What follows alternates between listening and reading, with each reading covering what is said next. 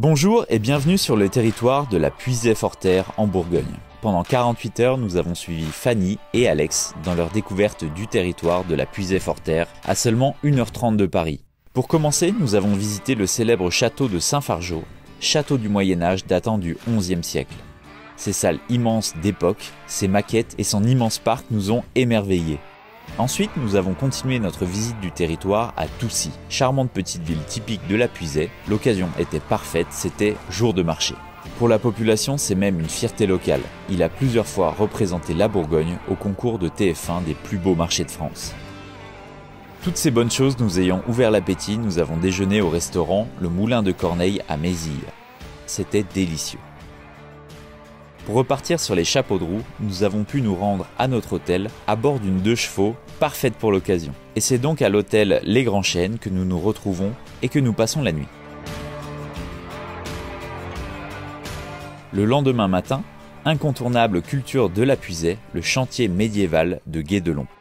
La spécificité de ce château, il se construit en temps réel avec les outils et méthodes de l'époque depuis une vingtaine d'années. Une bonne manière de concevoir les métiers et les modes de construction de l'époque médiévale tout en s'amusant. Il y avait même des forgerons et des tailleurs de pierre.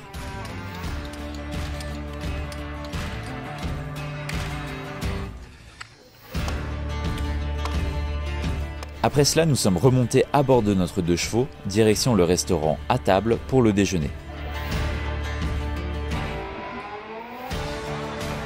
S'en est suivi la visite de la maison de Colette à Saint-Sauveur en Puisay, où la célèbre femme de lettres a vécu. Avec des pièces et des meubles d'époque, cette visite est un vrai saut dans le temps, où l'on imagine bien Colette dans son fauteuil au coin du feu.